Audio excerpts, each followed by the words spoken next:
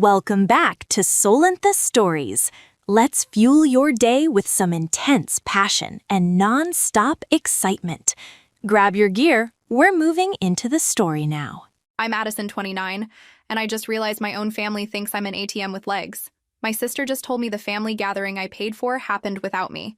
That's when I knew I was done being their personal bank account. Where are you watching from today? Drop your location in the comments below and hit that like and subscribe button if you've ever felt taken for granted by the people who should love you most. You'll definitely want to stick around for what happened next. Let me take you back to where this all started. Growing up in the Hartwell family meant understanding your place early. My sister Grace was the golden child. Beautiful, charming, never expected to lift a finger. My nephew Tyler was the family's future, coddled and protected from anything resembling responsibility. My mother spent most of her time managing everyone else's feelings, making sure Grace never felt stressed or Tyler never felt pressured. And me? I was the responsible one, the one who figured things out, the one who worked summers at 14 while Grace went to cheerleading camp, the one who got a job at 16 while my mother drove Grace to auditions for school plays. Nobody ever said it directly, but the message was clear. Addison handles things. College was no different. While Grace studied communications and partied her way through state school, I worked nights at a diner and weekends at a retail store, maintaining a 3.8 GPA in business.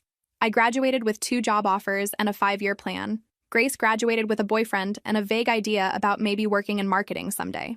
At 25, I started Hartwell Consulting. Business process optimization sounds boring, but it pays extremely well when you're good at making companies run more efficiently. By 27, I had 12 employees and clients in 3 states. By 28, we'd expanded to include digital transformation services. Grace, meanwhile, had been through 3 jobs and 2 breakups, each one requiring family intervention and financial support. Tyler needed private tutoring because regular school wasn't challenging enough for his unique gifts. My mother needed a better health insurance plan because her part-time receptionist job didn't offer good benefits. Guess who solved all these problems? The business insurance plan that covered my mother cost me $800 a month. Tyler's tutoring ran $400 weekly. Grace's rent during her finding herself phase, $1,200 a month for 8 months. When Grace's car broke down, I co-signed the loan for her replacement. When Tyler needed summer camp because he was too advanced for regular programs, that was $3,000 for 6 weeks. I never asked for gratitude, never demanded recognition. I just handled it, because that's what Addison did. My mother would say things like, "Grace is going through a difficult time," or "Tyler needs extra support during his formative years." Never, "Thank you for keeping this family afloat," or "We appreciate your generosity." It was just expected, like breathing. The pattern was so established that when Grace got engaged to Derek last spring, nobody even questioned who would pay for the engagement party. When Tyler decided he wanted to learn guitar, nobody wondered where the money for a quality instrument and lessons would come from. When my mother mentioned her prescription costs were getting overwhelming, the solution was obvious. Addison would handle it. But here's the thing about being the family's financial solution. You start to think that's your value. You believe that your contributions matter, that you're building something together. You imagine that all this support is creating bonds, strengthening relationships. You tell yourself that family means taking care of each other. What you don't realize until it's too late is that some families have givers and takers. And once you're categorized as a giver, that's all you'll ever be. The warning signs were always there. Holiday gatherings where Grace would arrive empty-handed while I brought gifts for everyone. Family photos where I was positioned slightly outside the main group. Conversations that would pause when I entered a room, then resume with forced brightness. But I convinced myself I was paranoid. These people loved me. We were family. Last week, sitting in my downtown office looking over quarterly reports, I had no idea that Christmas dinner would finally show me the truth. My assistant brought me coffee and mentioned she was excited about her family's holiday plans. "What about you, boss? Big family celebration?" I smiled, thinking about the envelope in my desk drawer. Inside were confirmation numbers for the lake house rental I'd secured for our extended family gathering. 2 weeks at a beautiful property with enough bedrooms for everyone, a huge kitchen for group cooking, a dock for fishing. I'd paid the $5,000 deposit without hesitation. "Yes," I told her. "It's going to be wonderful." I believed that completely.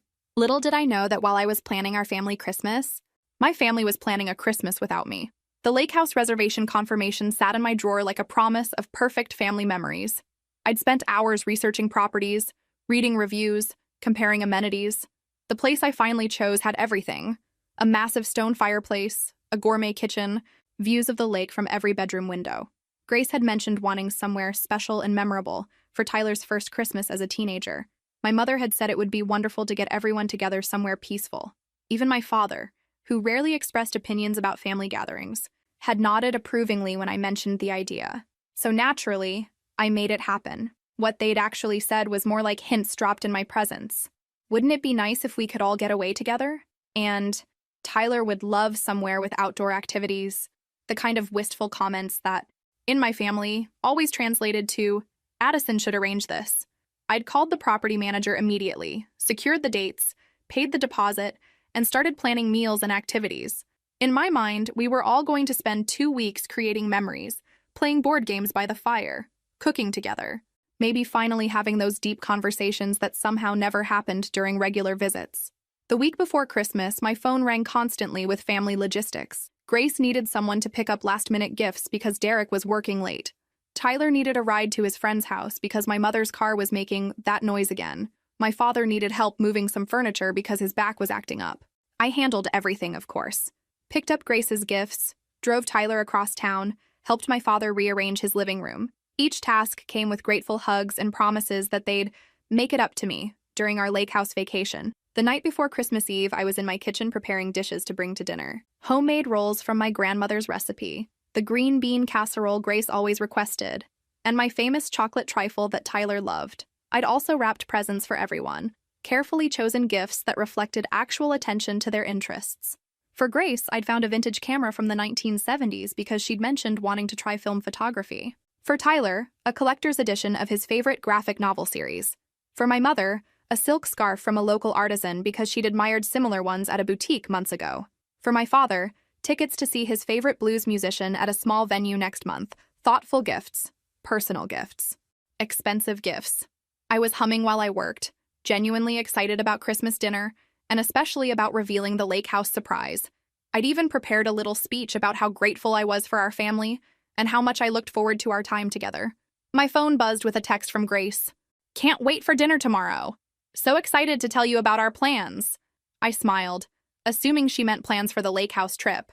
Maybe she'd thought of some activities we could do together, or restaurants we could visit in the area. I texted back, "Me too. I have a surprise that I think everyone will love." 3 dots appeared, then disappeared. Finally, "Oh, that's so sweet of you." Looking back, I realized that text should have felt wrong somehow. The enthusiasm seemed forced, the exclamation points a little too bright, but I was so caught up in my own excitement that I missed the warning signs. The next morning, Christmas Eve, I loaded my car with food and presents, double-checking that I had everything. The lake house confirmation printouts were in my purse, tucked into a festive envelope I'd decorated with photos of our family over the years. I drove to my parents' house singing along to Christmas carols, mentally rehearsing how I'd present the surprise. Maybe during dessert, when everyone was relaxed and happy, I imagined their faces lighting up, their excitement about 2 weeks together in a beautiful location. Grace's car was already in the driveway when I arrived, along with Derek's truck. Tyler's bike was on the front porch, which meant he'd ridden over from his friend's house as planned. Perfect timing. I knocked and let myself in, arms full of covered dishes and gift bags. "Merry Christmas Eve," I called out cheerfully. The living room was full of warm light and the smell of my mother's famous ham. Grace and Derek were on the couch, Tyler was setting up some new video game, and my parents were in the kitchen finishing dinner preparations. Everything looked exactly like Christmas was supposed to look, but something felt slightly off. Conversations stopped just a beat too long when I entered rooms. People's smiles seemed to require extra effort. There was an undercurrent of energy I couldn't identify, anticipation mixed with something else. At the time, I thought it was excitement about Christmas presents or maybe nerves about Tyler's first semester grades, which were coming out after the holiday. I didn't recognize it as guilt.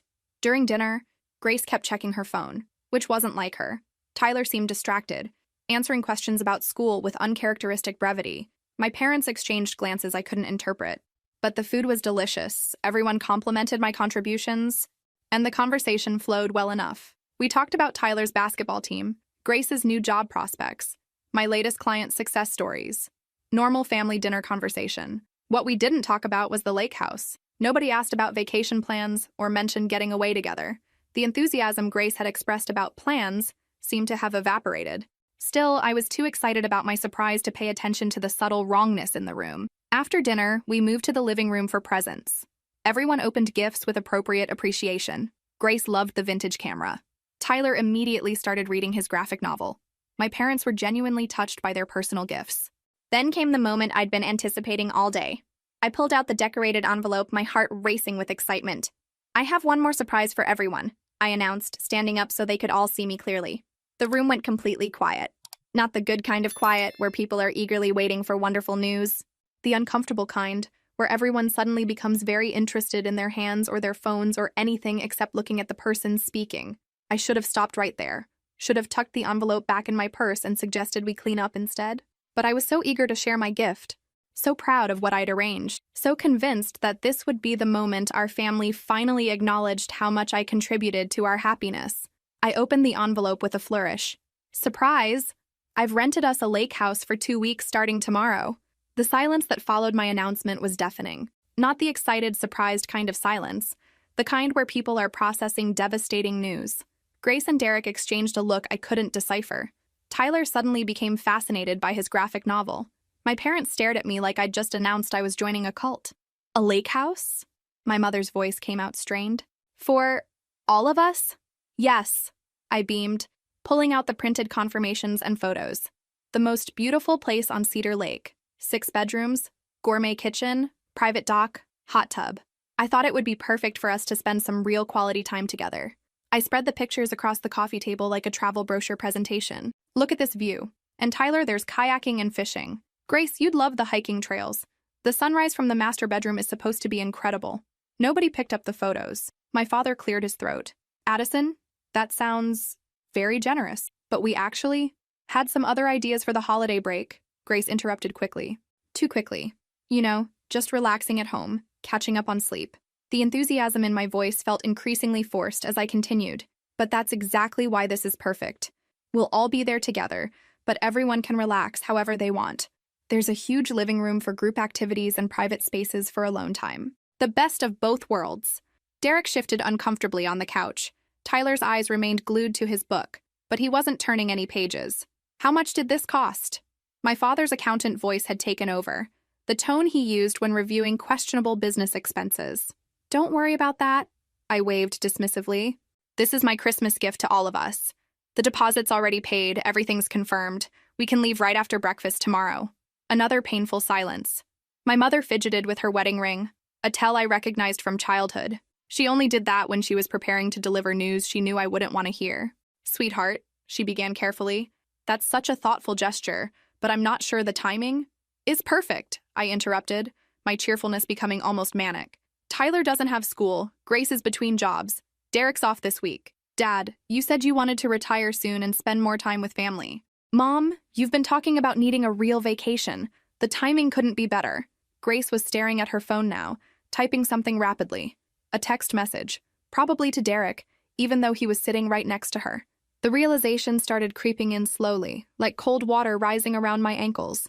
"Unless," I heard my voice getting smaller, "unless you already have plans?" The looks everyone exchanged were confirmation enough, but I couldn't stop myself from hoping I was wrong. "Well," my father said slowly, "nothing concrete exactly. Just some loose ideas about maybe getting together with some cousins," Grace added vaguely. "Cousins?" We didn't have regular contact with any cousins. Our extended family lived across the country, and we barely exchanged Christmas cards. But I was still clinging to the possibility that this was a misunderstanding. "That sounds wonderful. Are they coming here? We could include them in the lake house plans if there's enough room. I could call and see if—" "No!" Grace's voice came out sharper than intended. "I mean, no, that wouldn't work. It's all very informal, last minute. You know how family things can be." Tyler finally looked up from his book, glanced around the room, and seemed to realize he was witnessing something significant. His 13-year-old intuition was apparently better than mine, because he quietly gathered his things and mumbled something about going to watch TV in the other room. Smart kid. He could sense the disaster approaching. My mother stood up and started collecting dessert plates with unnecessary intensity. "Addison, honey, maybe we should talk about this later. After the holiday rush dies down. Later. Always later with my family. Later meant never, and we all knew it. But I wasn't ready to give up. Not yet." "I don't understand," I said, my voice cracking slightly. "I thought you'd be excited. We never get enough time together as a family. This would be perfect for making memories, having real conversations, just being together." Grace set her phone down and looked at me directly for the first time since I'd made my announcement. Her expression was a mixture of pity and exasperation that made my stomach clench. "Addison," she said slowly, like she was talking to a child, "you can't just plan people's lives for them, even family. We're all adults with our own ideas about how to spend our time." The criticism stung, especially coming from someone who'd never planned anything for herself, let alone anyone else. Grace, who called me to handle everything from apartment deposits to job interview outfit choices, was lecturing me about overstepping boundaries. "I wasn't planning your lives," I protested. "I was giving us a gift, a chance to be together somewhere beautiful." "Without asking what we wanted," Derek added quietly, his first contribution to the conversation, and it was to gang up on me. The room felt like it was shrinking. Everyone was looking at me with variations of the same expression, patience running thin, politeness wearing down, the universal family look of, "Addison is being difficult again." Except I wasn't being difficult. I was being generous. I was trying to create something beautiful for people I loved. Wasn't I? My mother returned from the kitchen, having apparently used the dish-clearing time to formulate her response. She sat down next to me on the love seat, her expression gentle but firm. "Sweetheart, we appreciate the thought. We really do. But sometimes the best family time happens naturally, without big productions or expensive gestures." Expensive gestures. That's what my lake house gift had become. Not a thoughtful attempt to bring us closer together, but an expensive gesture, an imposition, an overreach. I folded the lake house photos back into their envelope, my hands shaking slightly. "So you don't want to go?" "It's not that we don't want to," my father said diplomatically. "It's that we already have tentative plans. Tentative plans, with mysterious cousins, that were too informal and last minute to include me, but solid enough to trump a lake house vacation I'd spent weeks arranging." The pieces were starting to fit together in a picture I didn't want to see. Grace picked up her phone again, glanced at the screen, and smiled slightly at whatever message she'd received. A private smile. A secret smile. That's when I asked the question that changed everything. "Grace," I said quietly, "what plans exactly are you talking about?" She froze, phone halfway to her pocket, and in that moment of hesitation, I saw the truth in her eyes. Grace's phone stayed suspended in mid-air for what felt like an eternity. Her face cycled through expressions, surprise, calculation, and then something that looked almost like relief. "Well," she said slowly, setting the phone down with deliberate care, "since you're asking directly." My parents went completely still. Derek studied his hands like they contained the secrets of the universe. The Christmas tree lights that had seemed so warm and festive 5 minutes ago now felt garish and fake. Grace looked around the room as if polling for permission, then straightened her shoulders in a way that reminded me painfully of our mother when she was about to deliver bad news. "We already had our family gathering," she said simply. "Last week." The words hit me like a physical blow. I actually felt my chest constrict, as if the air had been sucked out of the room. "Last week?" My voice came out as barely a whisper. "Monday through Wednesday," Grace continued, her tone becoming almost conversational now that the secret was out. "We rented the Morrison cabin up by Pine Lake. You know, the one Tyler's always talking about from his summer camp?" I knew the cabin. Tyler had described it in detail after every camp session: the huge stone fireplace, the dock with the rope swing, the perfect s'mores fire pit. I'd listened to his stories and thought about how wonderful it would be to experience a place like that with our family. Apparently, they already had. "All of us were there," Grace said, and I caught the slight emphasis on all. Even Aunt Sarah drove down from Portland with the twins. Uncle Mike came over from Sacramento. It was really special, actually. The extended family that we barely kept in touch with had driven hours to attend a gathering I hadn't even known existed. "Why," I started, then stopped, because I wasn't sure I wanted to hear the answer. But Grace was on a roll now, like someone who'd been holding back water behind a dam for weeks and was finally letting it flow. "Derek took 3 days off work so we could really relax and connect. Tyler learned to water ski. Uncle Mike brought his boat over. Aunt Sarah brought her famous cinnamon rolls.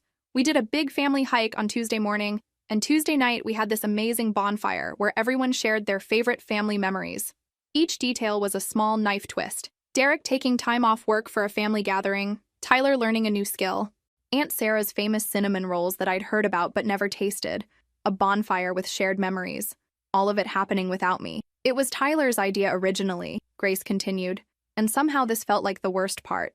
He said he missed having everyone together like when he was little, so we decided to make it happen. Tyler had wanted a family gathering, had specifically requested time with everyone together, and somehow the solution to his wish hadn't included me. My mother was staring at her hands, My father was examining the Christmas tree ornaments with sudden, intense interest. Derek had found something fascinating on the ceiling to study. Nobody was looking at me. I don't understand, I said finally. Why wasn't I invited? The question hung in the air like smoke from a fire nobody wanted to acknowledge. Grace glanced at our mother, some kind of silent communication passing between them. Then she sighed, the sound of someone who was tired of pretending. Honestly, Addison, we thought it would be easier. Easier. That word again. The family's favorite euphemism for better without you. Easier how? I pressed, even though part of me already knew I didn't want the answer. Grace looked genuinely frustrated now, as if I was being deliberately obtuse. You know how you get at family things. Always trying to organize everyone, making sure everything's perfect, stressing about details. We wanted something more relaxed. I felt like I was hearing about myself from a stranger's perspective. They saw my efforts to make things special as stress-inducing control, my attempts to create memories as pressure, my desire to contribute as interference. Plus, Grace continued, and her voice took on a slightly sharper edge, it's expensive when you come along. The room went dead silent. Expensive? I repeated slowly. Derek shifted uncomfortably, finally looking up from his hands. Grace, maybe that's not… What? Grace shot back. It's true. Every time we do a family event with Addison, suddenly it becomes this huge production. Fancy restaurants, elaborate activities, expensive gifts for everyone. It's like she can't just be normal about things. Normal. There was that word that my family used to mean poor, because normal for them meant scraping together money for basic outings, splitting every check, carefully budgeting for any extras. But I'd worked hard specifically, so our family wouldn't have to live that way anymore. So Tyler could have nice experiences without my parents stressing about the cost. So Grace could enjoy herself without worrying about money. So we could all just enjoy being together. Apparently what I saw as generosity, they saw as showing off. I never asked anyone to spend money, I said quietly. I always paid for group activities. Exactly. Grace's voice rose slightly. You always pay, which makes the rest of us feel like freeloaders or something. And then we feel obligated to keep up, to match your energy, to be grateful enough. It's exhausting. My generosity was exhausting. My desire to treat my family was a burden. My success was making them feel bad about themselves.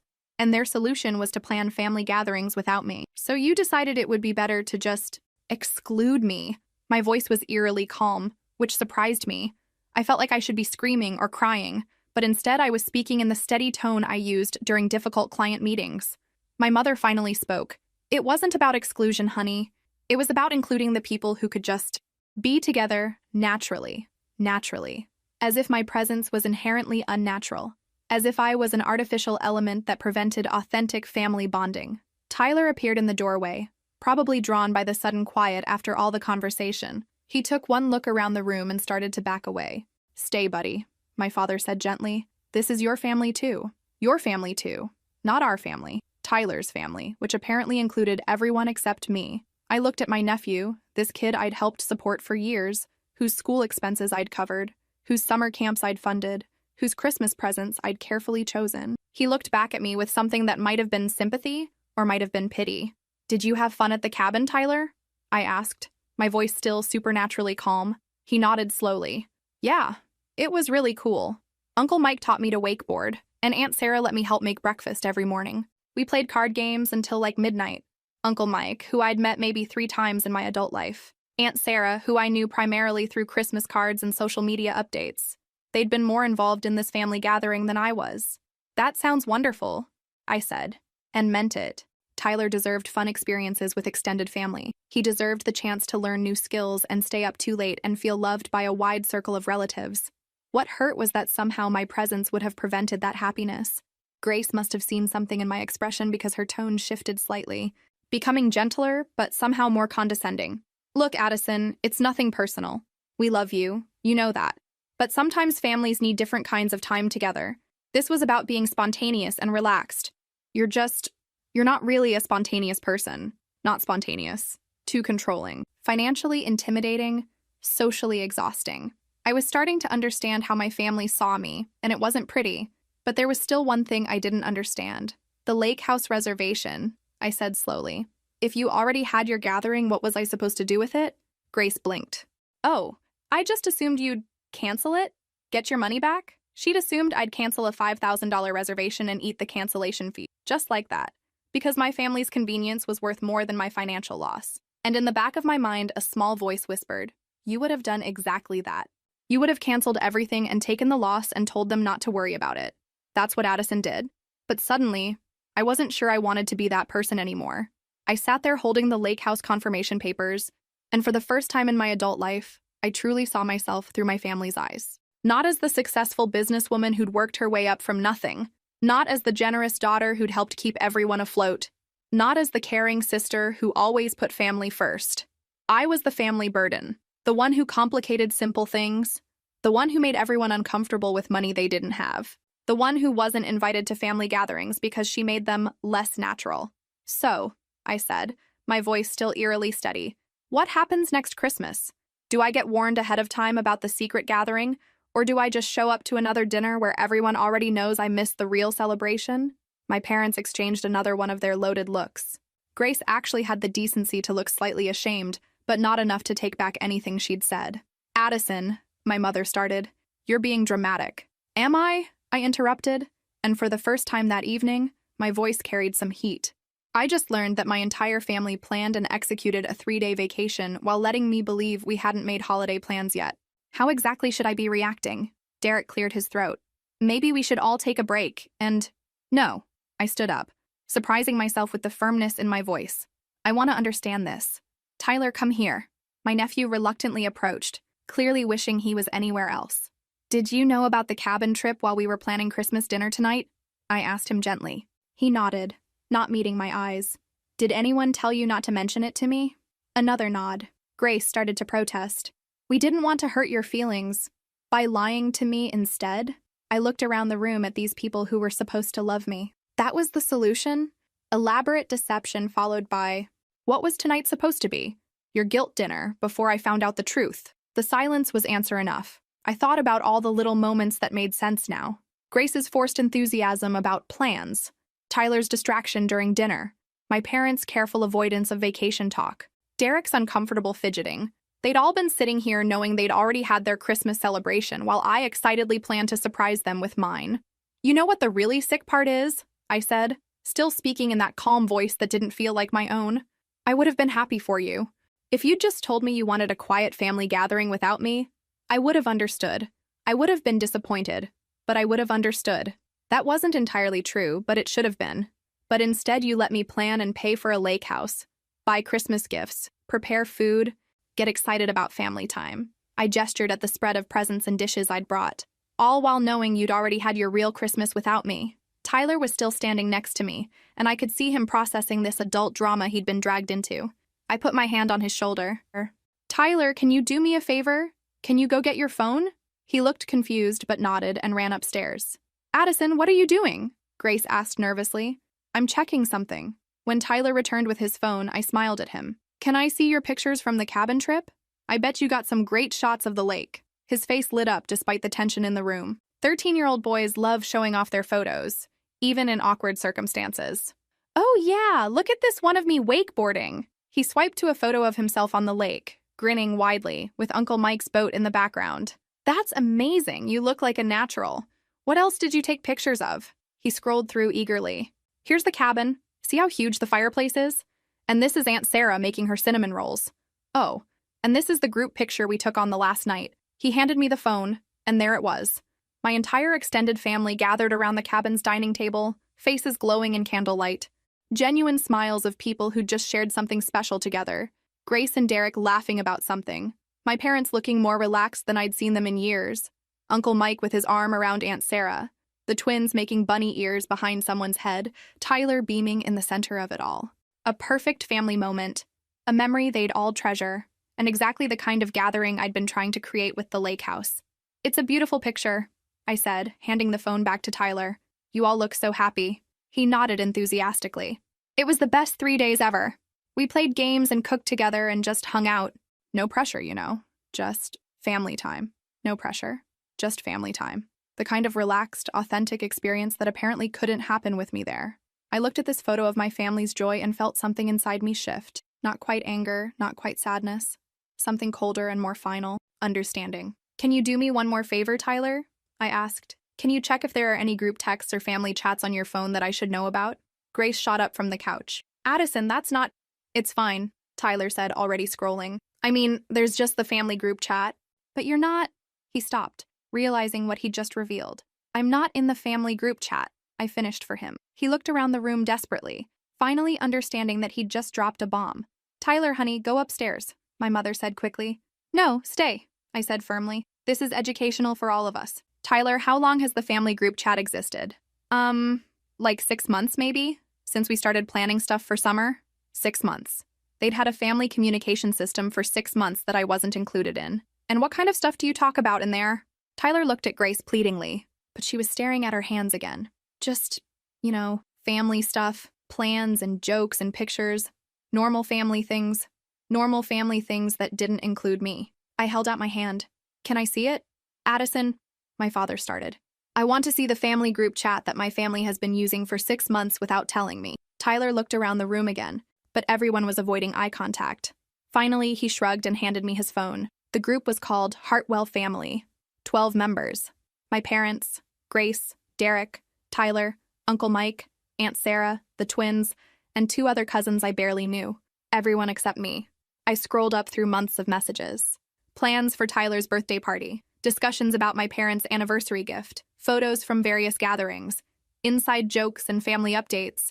An entire parallel family life that had been happening without my knowledge. And then I found the messages about Christmas. The thread was from 2 weeks ago. Grace had started it. So excited for the cabin trip. Tyler's going to love Uncle Mike's boat. My mother. Should we tell Addison about the change of plans? Grace. Let's just keep it simple. She always makes things complicated. Derek. Maybe she wouldn't want to come anyway. She's been working a lot lately. Aunt Sarah. Honestly, it might be nice to have a relaxed gathering for once. Uncle Mike. No offense, but last time felt like a business retreat. I'm looking forward to just hanging out. My father. Let's see how it goes. If it works out well, maybe we can make it a tradition of family gatherings without me. I handed the phone back to Tyler, who looked like he wanted to disappear into the floor. The room was completely silent, except for the sound of my heart beating in my ears. Well, I said finally, this has been illuminating. I stood in my family's living room, surrounded by Christmas decorations and the remnants of a dinner I'd prepared, holding the truth in my hands like broken glass.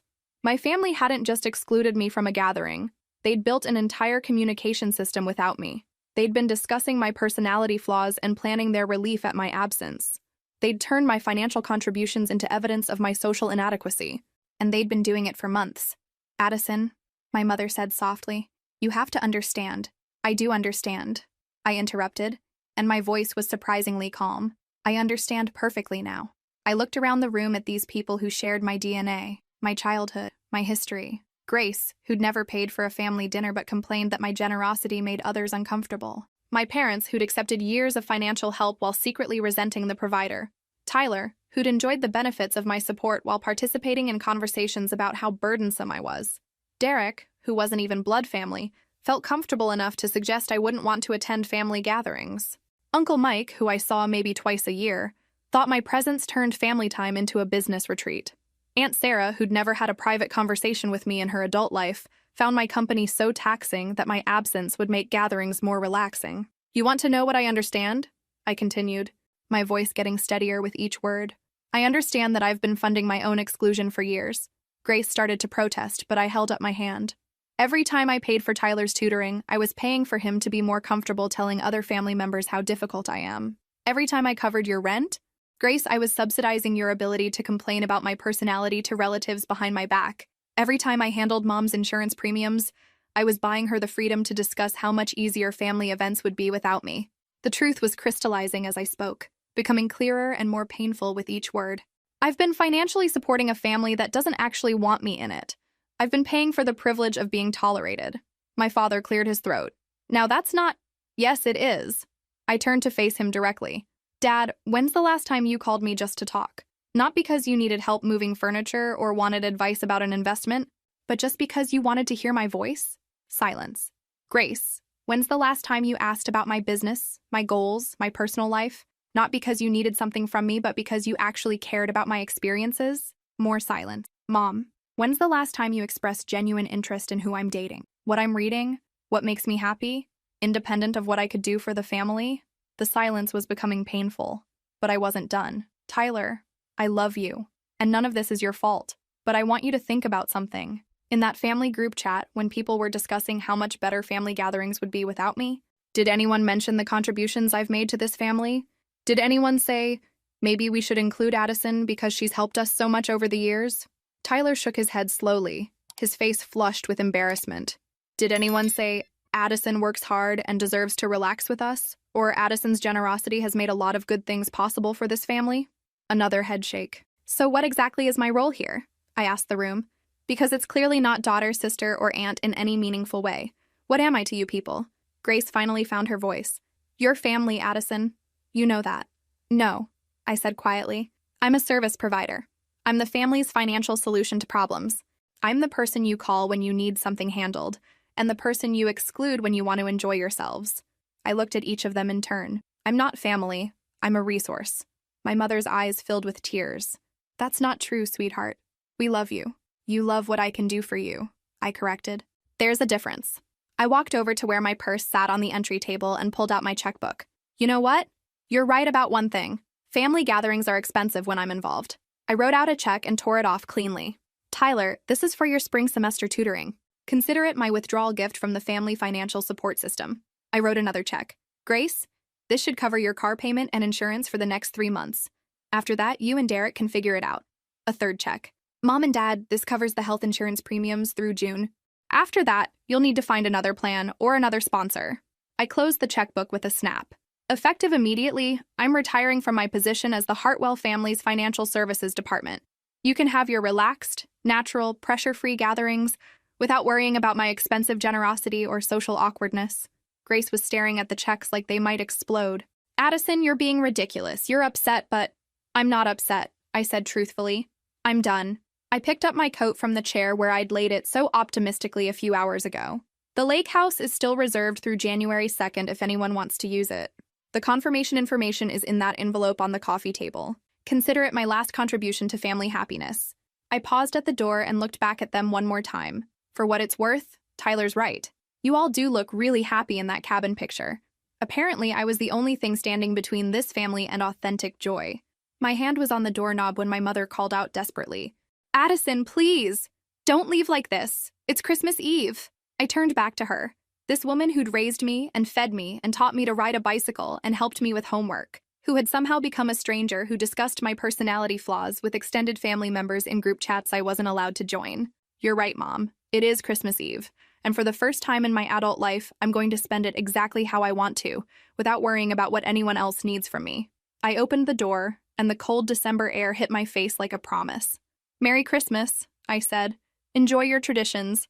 And I walked out into the night, leaving behind the family that had never really been mine at all. The first call came at 6:47 a.m. on Christmas morning. I was in my downtown condo, making coffee in blessed silence, when Grace's name lit up my phone screen. I let it go to voicemail, then she called again, and again. By 7:15, she'd called 6 times. I finally answered on the 7th call, more out of curiosity than any desire for reconciliation. What, Grace? Addison, thank God. We need to talk. Last night got way out of hand, and I think there were some misunderstandings. There weren't any misunderstandings. I poured my coffee, noting how peaceful my kitchen felt without the chaos of family obligations. Everything was remarkably clear. Look, we were all stressed about the holidays, and maybe some things came out wrong, but we're family. We can work through this. Family. That word again. The magic word that was supposed to erase months of deception and make me forget that I'd discovered my own relatives had a group chat dedicated to discussing how much better their lives were without me. Grace, did you call to apologize? A pause. Well, yes, sort of. I mean, we all feel bad about how you found out about the cabin, but how I found out. I set my mug down harder than necessary. Not that it happened. How I found out. That's not what I meant. That's exactly what you meant. You're sorry I discovered your secret family life. Not sorry that you created one. Through the phone, I could hear familiar background noise. My parents' house, the sound of Tyler opening Christmas presents, Derek's voice saying something about coffee. They were all there, together, on Christmas morning, continuing their cozy family tradition while trying to manage the inconvenience of my feelings. Everyone's here, Grace said, confirming my suspicions. We want to talk to you. Can you come over? We can figure this out. Figure this out. Like my hurt was a problem to be solved, rather than a natural response to betrayal. I'm busy, I said simply. Busy with what? It's Christmas morning, and there it was. The assumption that I had nowhere else to go, nothing else to do, no life outside of their family drama. The assumption that had probably been correct for years, but no longer was. I'm busy living my life, Grace. Something I should have started doing a long time ago. I hung up. The call started immediately. Grace again, then my mother, then my father. I turned my phone to silent and watched their names appear and disappear on the screen like a desperate light show. By noon, they'd called 17 times.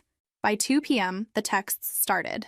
Mom, sweetheart, please call us back. We love you and want to make this right. Dad, Addison, this family disagreement has gone too far. We need to sit down and discuss this rationally. Grace, I know you're hurt, but you're being really unfair. We never meant for you to feel left out.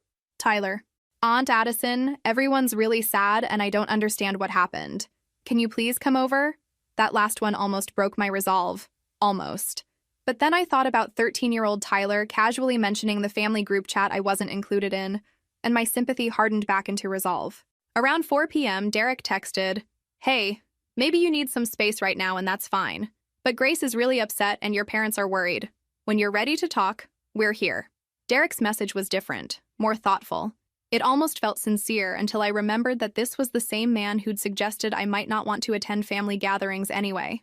What do you think will happen next?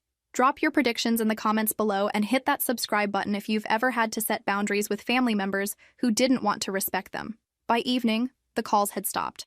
In their place came a single text from my mother. The lake house reservation you mentioned, can you send us the details? We thought we might use it after all. I stared at that message for a long time. They wanted the lake house. Of course they did. Now that they'd run out of immediate money for post-Christmas activities, suddenly my expensive gesture was looking pretty appealing. I didn't respond.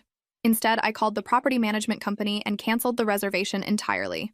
Yes, I lost the deposit. No, I didn't care. Let them plan their own vacations with their own money. The next morning brought a voicemail from my father that was different in tone from the others. Less conciliatory, more businesslike. Addison, we need to discuss the practical implications of your decision yesterday. There are ongoing financial arrangements that need to be addressed professionally, regardless of personal feelings. Call me back. Practical implications. Professional arrangements. Dad was worried about the money. I almost laughed. For 24 hours, they'd tried love and guilt and family loyalty. Now that those hadn't worked, they were moving to financial pressure. The truth was, they needed me. Not as a daughter or sister, but as their personal financial services department. And now their ATM had suddenly announced it was going out of business. I didn't call him back either. Instead, I did something I hadn't done in years. I made plans that had nothing to do with family obligations. I called my college roommate Sarah, who I'd lost touch with because family commitments always took priority over friendships. Addison, oh my God, hi. I was just thinking about you the other day. How are you? We talked for an hour. About her marriage, her new job, her kids, her recent trip to Ireland. She asked about my business, my dating life, my goals for the new year. It was the first conversation I'd had in months, where nobody needed anything from me. You should come visit, Sarah said. We'd love to have you. No agenda, no family drama, just hanging out like old times. I'd like that, I said, and realized I meant it completely. After we hung up, I sat in my living room looking at the city lights and felt something I hadn't experienced in years. Peace. For the first time in my adult life, I had no family obligations, no financial responsibilities to anyone but myself, no guilt about not doing enough for people who didn't appreciate what I was already doing. It felt like freedom. The consequences started small. A week after New Year's, Tyler's tutoring center called to confirm his spring semester schedule and payment arrangement. When they couldn't reach my parents, they called the emergency contact on file. Me. Ms. Hartwell, we wanted to confirm Tyler's continued enrollment and discuss the upcoming payment. Will you be handling the account as usual? For a moment, muscle memory almost made me say yes. Almost made me pull out my credit card and handle it like I had for the past 3 years. No, I said instead. You'll need to contact his parents directly. Oh, we tried, but they mentioned they're waiting for a call back about payment options. Is there a billing issue we should know about? There was no billing issue. There was just no more free money. You'll have to work that out with them, I said politely, and gave them my mother's work number. Tyler didn't get dropped from tutoring that week, but his sessions got reduced from 3 times a week to once. My parents had found some money somewhere, probably by borrowing against their credit cards. The next consequence came 2 weeks later when Grace called, and this time her tone was different. Less angry, more desperate. Addison, I hate to ask this, but Derek's been sick and missed work, and our car payment is due tomorrow. Could you maybe help us out just this once? I'll pay you back as soon as Derek's back on his feet. Just this once. The phrase people use when they're pretending this isn't a pattern. Grace, I'm not your emergency fund anymore. I know you're mad about Christmas, but this isn't about that. This is about real-world consequences. If we miss this payment, they'll repo the car, and then Derek can't get to work when he's better. Real-world consequences. As if the consequences of their deception weren't also real-world. Then you should probably figure out a solution, I said calmly. Maybe ask Mom and Dad for help. Or Derek's family. Or that extended family support system you all enjoyed so much at the cabin. They don't have money either. And Derek's parents live across the country. You know we don't have other options. You have the same options everyone else has when they can't afford their car payment. You can negotiate with the lender, find a part-time job, sell something valuable, or downsize to a cheaper car. Grace was quiet for a moment. When did you become so cold? Cold. Interesting choice of words from someone who'd spent months participating in family discussions about how burdensome my presence was. I became realistic, Grace. I realized that bailing you out repeatedly wasn't helping you learn to manage your own life. This isn't about learning lessons. This is about family helping family when there's a crisis. Where was that family help when I needed emotional support last month? When I was being excluded and lied to and discussed behind my back like a problem to be managed? Another pause. That's different. No, it's not. It's exactly the same thing. You need something from me, so suddenly I'm family again. But when you didn't need anything, I wasn't even worth including in group conversations. I hung up. Grace managed to keep her car that month, though I later learned they borrowed money from Derek's brother and put the payment on a credit card. They were solving their problems just like adults do. March brought the health insurance crisis. My mother called on a Tuesday evening, and her voice had the careful modulation of someone trying not to sound panicked. Addison, honey, we need to discuss the health insurance situation. What about it? Well, the premium increased for this year, and with the changes in our financial arrangement, we're having trouble covering it. Changes in our financial arrangement. As if I'd been the one to change things by discovering their secret family life. Have you looked into other options? I asked. We tried. But everything else is much more expensive or has terrible coverage. Your company plan was such a good deal for us. My company plan, the one I'd been paying for entirely while they contributed nothing and complained about me behind my back. I'm sure you'll find something that works, I said. Addison, please. Your father's been having some heart issues, and we really need good coverage right now. Can't we work something out? Heart issues. The trump card. The thing designed to make me feel guilty for prioritizing my own financial well-being over my father's health. Except I knew my father. I knew his heart issues were stress-related and minor, the kind of thing his doctor had told him to manage with exercise and diet changes. Not a medical emergency, just a convenient reason to guilt me back into funding their lives. Dad should definitely get good health coverage, I agreed. There are lots of options available through the state marketplace, or Mom could look for a full-time job with benefits. I can't work full-time at my age, my mother protested, and the marketplace plans are so expensive. Then you have some difficult decisions to make, I said gently, just like everyone else does when their circumstances change. She was quiet for a long moment. I don't understand what happened to you, she said finally. You used to care about this family. I used to think this family cared about me too, I replied. Turns out we were both wrong. The insurance lapsed at the end of March. By April, my parents had found a marketplace plan that cost twice as much with a higher deductible, and my mother had picked up extra hours at work to help cover it. They were handling their responsibilities, managing their own lives, making adult decisions about their priorities and resources. It was remarkable what they could accomplish when they had to. Tyler's grades started slipping without the intensive tutoring, but not drastically. Turns out he was actually pretty smart on his own. He'd just been over-supported for so long that nobody knew what he was naturally capable of. Grace and Derek moved to a smaller apartment to reduce expenses and started cooking at home more often instead of ordering takeout. Derek picked up freelance work when he wasn't at his regular job. They were all learning to live within their means instead of living within mine. And me? I was learning something too. I was learning what it felt like to have money that was actually mine, to make decisions about my resources based on my own goals instead of someone else's crisis, to save for things I wanted instead of constantly covering other people's needs. For the first time in my adult life, I was building wealth instead of just earning it to give it away. It felt strange, unfamiliar, but not wrong. By May, my family had apparently held a meeting about the Addison situation. I know this because Tyler let it slip during one of our occasional text conversations. Despite everything, I'd maintain some contact with my nephew. He was 13 and caught in the middle of adult drama he didn't create. And I wasn't about to punish him for his parents' choices. Tyler, everyone's really stressed about money stuff now. Mom says we need to have a family meeting about figuring things out. Me. That sounds like a good plan. Families should definitely figure out their own finances. Tyler. But they want to talk to you too. Mom says you're being stubborn, but everyone misses you. Stubborn. There was that word again. The family's favorite label for me whenever I didn't immediately do what they wanted. Tyler. Could you maybe just come to dinner this weekend? Please? I stared at that message for a long time. Part of me, the old Addison part, wanted to say yes, wanted to believe that maybe they'd learned something, grown from this experience, recognized how they'd treated me, but a bigger part of me knew better. This wasn't an invitation for reconciliation. It was a business meeting disguised as family time.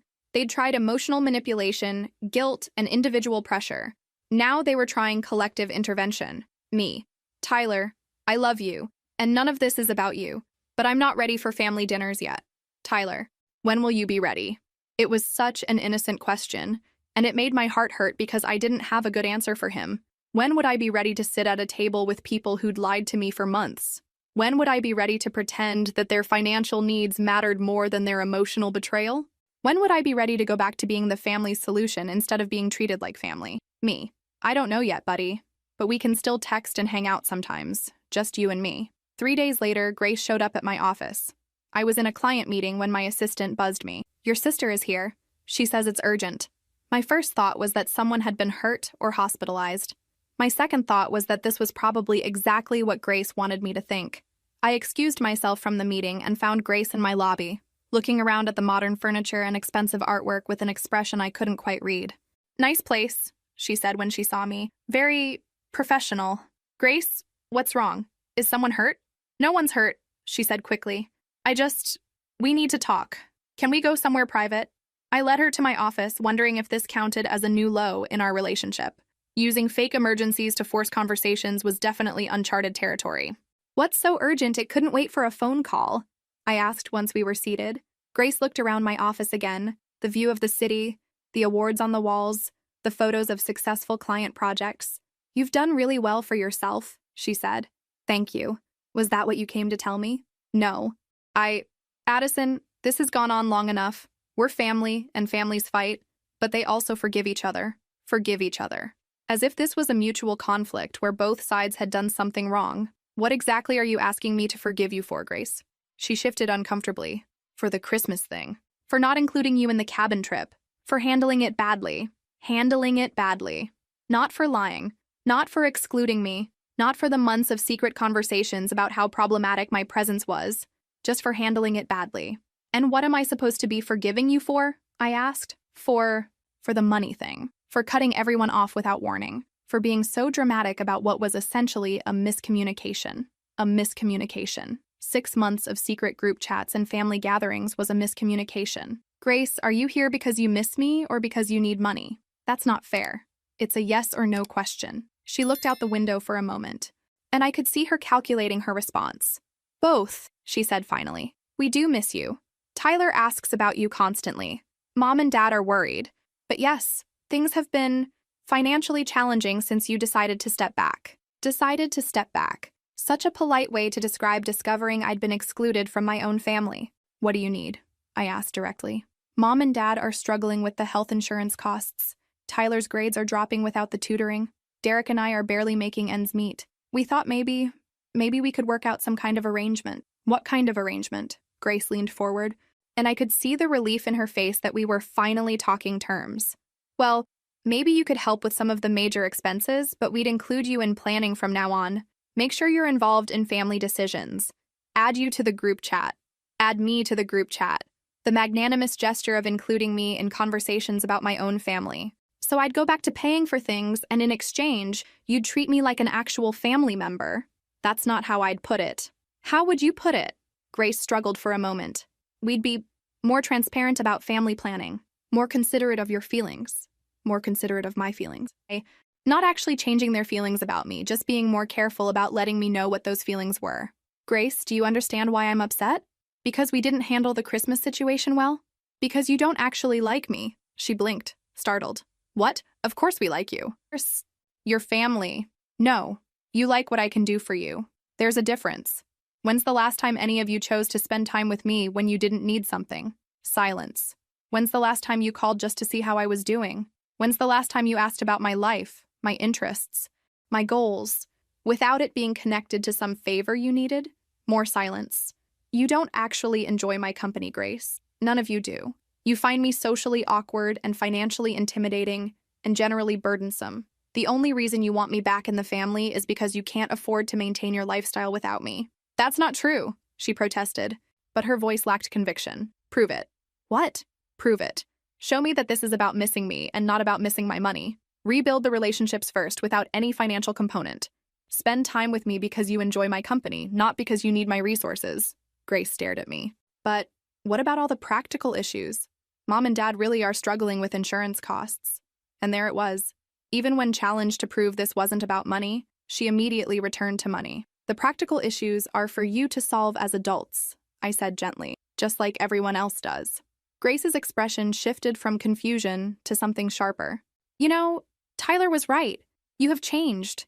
You used to care about other people. I used to care about people who cared about me back, I corrected.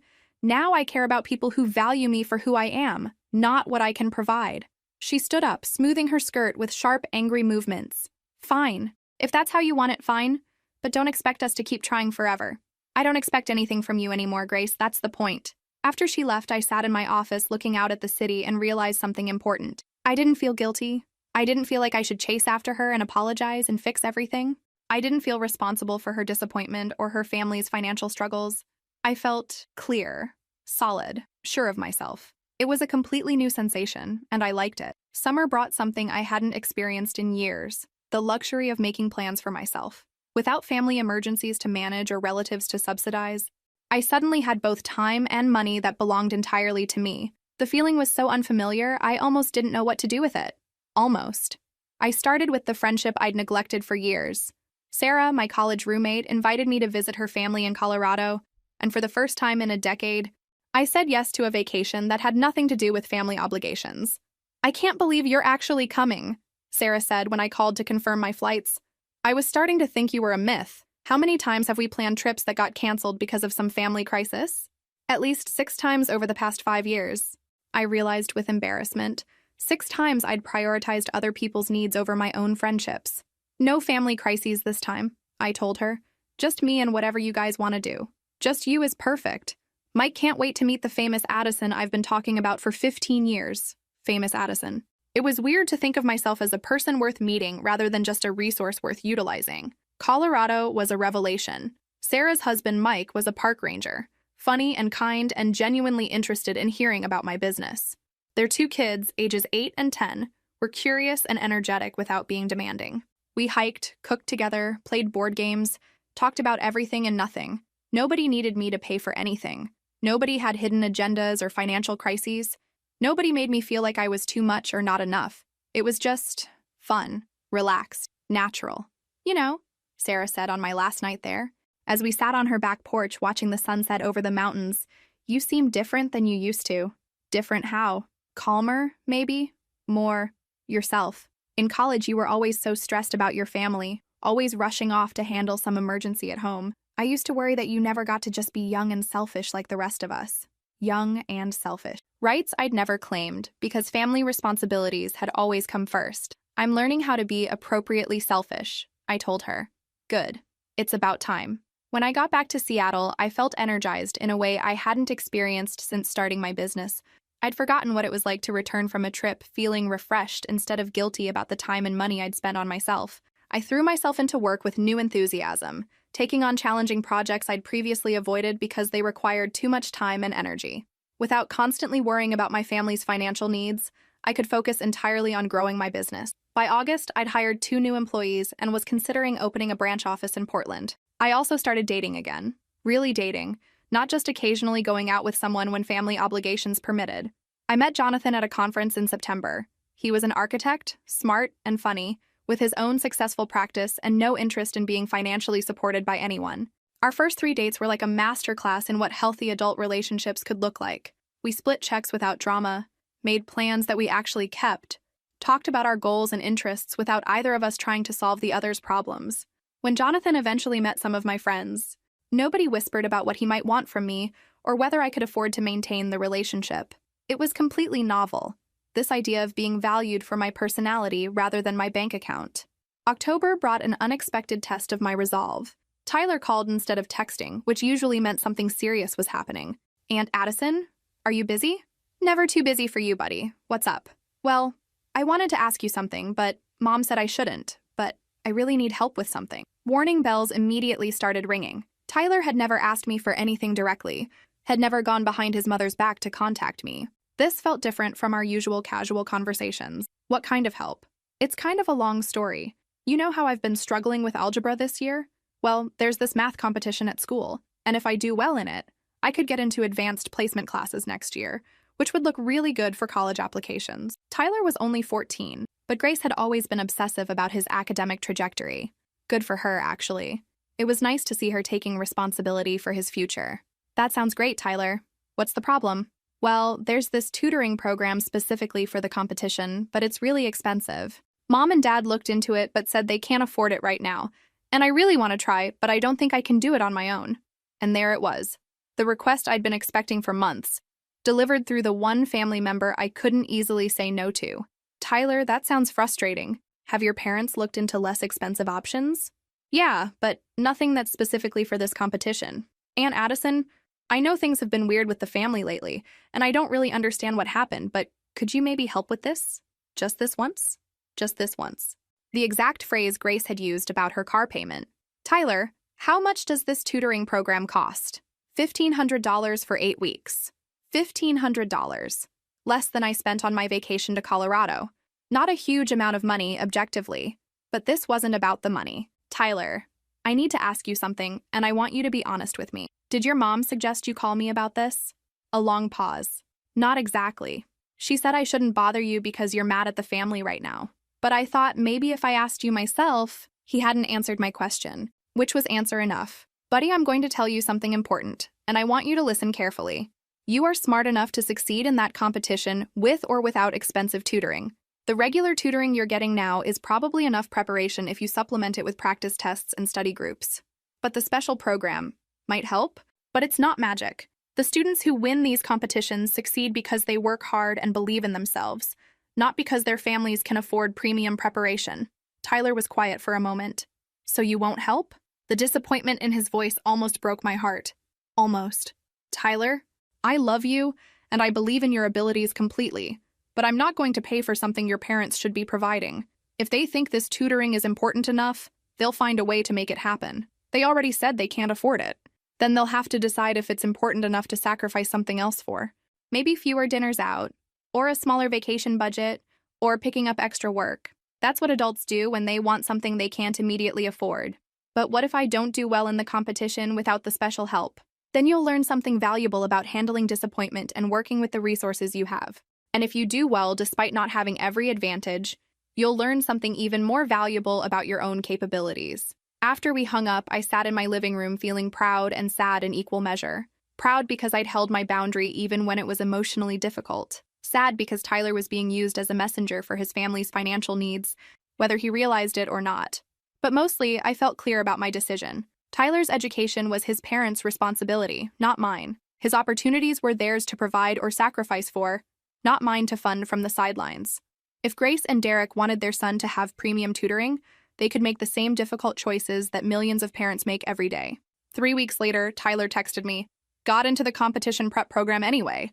Dad picked up extra shifts, and Mom sold some jewelry.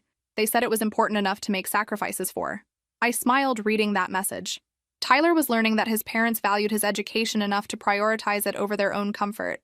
Grace and Derek were learning that they could actually provide for their son's opportunities when they had to. And I was learning that caring about someone didn't have to mean solving all their problems for them.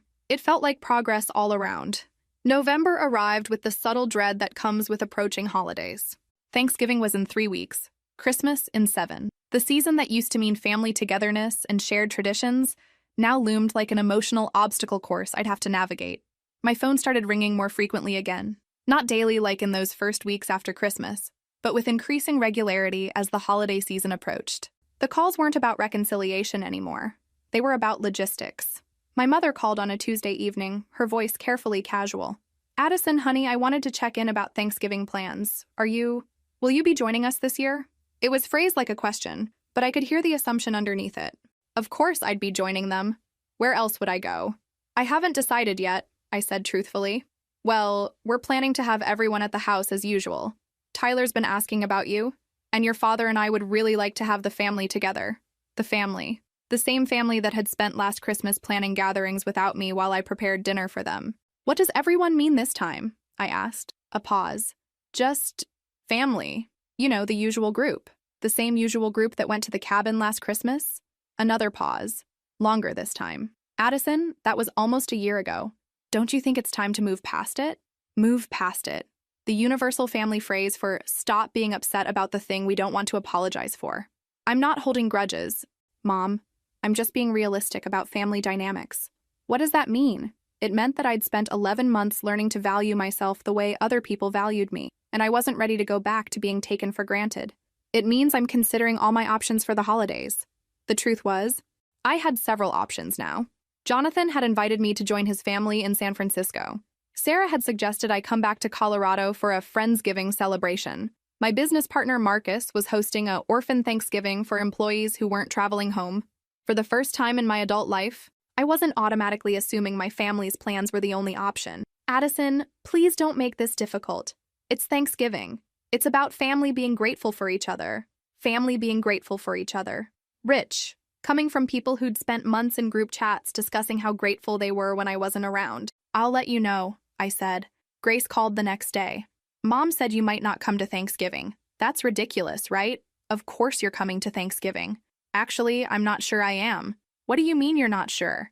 It's Thanksgiving. We're family. Family. That magic word again? Word. Deployed like it erased everything that had happened between us. Grace, do you remember what you said about me last Christmas? In the family group chat? Silence. You said I make family events feel like business retreats. That it's more relaxing when I'm not there. That I always complicate simple things. I didn't mean... Yes, you did. And you were probably right.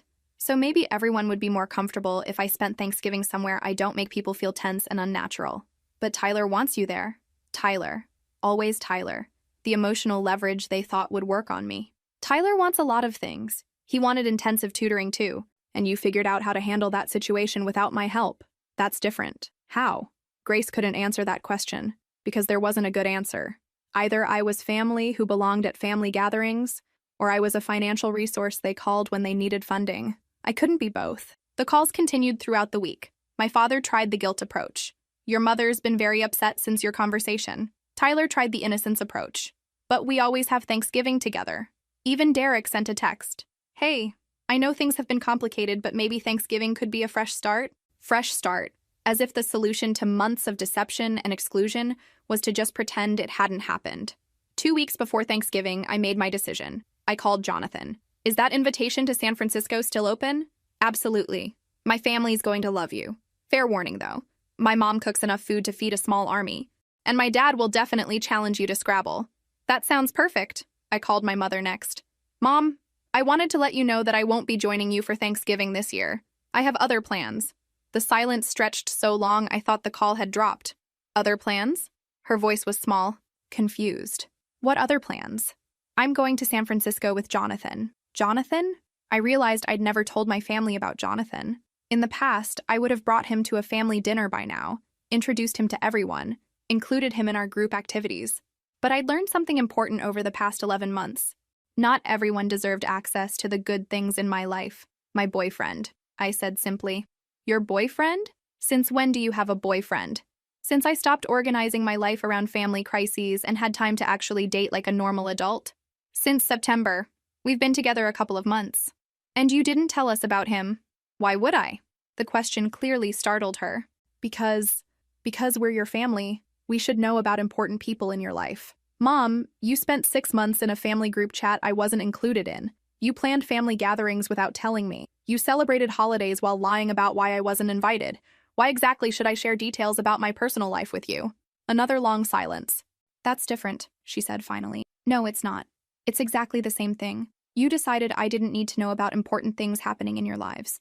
I'm making the same decision about my life. But we want to know about your boyfriend. We want to meet him. Maybe someday, I said. When I'm confident he won't be discussed behind my back or excluded from conversations about his own relationship. I hung up feeling lighter than I had in weeks. The day before Thanksgiving, Tyler texted me, "Everyone's really sad you're not coming tomorrow. Are you sure you can't change your mind?" I stared at that message for a long time. Tyler was 14, old enough to understand adult relationships, but young enough to still believe that family problems could be solved with good intentions and wishful thinking. Me. "I'm sure, buddy, but I hope you have a wonderful day with everyone." Tyler. "It won't be the same without you." Me. "Different doesn't always mean worse. Sometimes it just means different." Tyler. "I guess. Will you call me tomorrow?" Me. "Of course." That night, I packed for San Francisco feeling excited rather than guilty about my holiday plans. For the first time in my adult life, I was going to spend Thanksgiving with people who actually wanted me there, not people who tolerated my presence in exchange for my financial contributions. It felt like the best gift I'd ever given myself. Christmas came quietly this year. I was in my downtown condo on Christmas morning, drinking coffee and watching snow fall outside my windows, when I realized something profound. I felt peaceful, not lonely, despite being physically alone for the moment. Not guilty, despite not spending the holidays with my family. Not anxious, despite breaking decades of tradition. Just peaceful. Jonathan was coming over for brunch before we headed to his friend's house for their annual Christmas potluck. Sarah had called yesterday to share stories about her kids' excitement over their presents. Marcus had sent photos from his family gathering in Phoenix, where he was introducing his new fiancée to his relatives. I was surrounded by relationships that felt genuine, reciprocal, chosen rather than obligated. My phone buzzed with the traditional Christmas morning text from Tyler. "Merry Christmas, Aunt Addison. Hope you're having a good day." I smiled and texted back, "Merry Christmas, buddy. How are your presents?" Tyler, "Really good. Dad got me a new graphics tablet for digital art. Mom gave me some art books. They said they're proud of how well I did in the math competition." Tyler had placed second in his school's competition, qualifying for regionals. He'd accomplished it with the tutoring his parents had sacrificed to provide, plus his own hard work and natural talent. Me. "That's amazing. I'm so proud of you too. You earned that success." Tyler. "Thanks. Hey, everyone misses you here. Everyone misses you." The annual Christmas guilt message, delivered through the most innocent family member. But this year, it bounced off me like rain on a good umbrella. Me. "I miss you too. Maybe we can hang out in the new year, just you and me." Tyler. "Really? That would be cool." Me. "Definitely. We'll do something fun that's just about spending time together." After Jonathan arrived and we'd exchanged presents, books for both of us, a cashmere scarf for me, a vintage camera for him, I found myself telling him about my family situation for the first time in detail. "So you just stopped funding their lifestyle?" he asked, not judgmentally, just curiously. "I stopped being their personal ATM. Yes. Turns out there's a difference between being family and being a financial resource. How do you feel about it now? Any regrets?" I considered that question seriously. Did I have regrets? "I regret that it took me so long to figure out what was happening," I said finally. "I regret that I let myself be treated that way for years. I regret that my nephew got caught in the middle of adult drama. But do you regret setting boundaries?" No, not at all. And I meant it completely. Later that day, at the Christmas potluck, I met Jonathan's friend circle properly for the first time. Teachers, artists, small business owners, a nurse, a software developer, a chef, people with interesting careers and hobbies and opinions, people who'd built lives based on their own values rather than their family's expectations. "Addison owns a business consulting firm," Jonathan told them when introducing me. "She helps companies streamline their operations and increase efficiency. Not Addison is great at solving other people's problems, or Addison always takes care of everyone. Just a straightforward description of my professional accomplishments." "That's fascinating," said Maria the chef. "What's the most challenging part of your work?" We talked about business strategy and change management and client relationships. Nobody asked if I could help them with their finances or solve their career problems. They were just interested in hearing about my experiences and sharing their own. When dinner was served, everyone contributed something and everyone cleaned up afterward. No one person was expected to handle all the logistics or cover all the costs. It was such a simple concept: shared responsibility, mutual respect, genuine interest in each other's lives. But it felt revolutionary after years of one-sided family dynamics. As we walked back to my condo that evening, Jonathan asked, "Do you think you'll eventually reconcile with your family?" "I don't know," I said honestly. Maybe someday, if they can learn to value me for who I am rather than what I can provide. But I'm not waiting for that to happen before I live my life. Good for you. Family relationships should enhance your life, not drain it. That night, alone in my apartment, I thought about Christmas a year ago. The shock of discovering I'd been excluded from family gatherings. The hurt of realizing I'd been funding my own marginalization. The anger of uncovering months of secret conversations about how burdensome my presence was. All of those feelings felt distant now, like memories of a storm that had passed. I wasn't angry anymore. I wasn't hurt. I wasn't even particularly interested in whether my family had learned anything from our estrangement. I was just living my life, building relationships that felt mutual and authentic, investing my resources in experiences and people that brought me joy rather than obligation. My phone buzzed one last time that night. A text from my mother. Thinking of you today. Love, Mom. Short and simple. No guilt, no requests, no drama. I texted back, thank you. I hope you had a good day too. And then I turned off my phone and went to bed, surrounded by the quiet satisfaction of a life being lived on my own terms. For the first time in my adult life, I wasn't the missing piece at someone else's table. I wasn't the financial solution to other people's problems. I wasn't the family member whose presence had to be managed or whose absence had to be explained. I was just Addison, a successful businesswoman, a good friend, a caring partner, a person worthy of genuine love and respect. It had taken me 29 years to figure out the difference between being needed and being valued. But now that I knew, I was never going back. Outside my window, snow continued to fall on the city, blanketing everything in peaceful white silence. Tomorrow would bring new opportunities, new relationships, new possibilities. Tonight I was exactly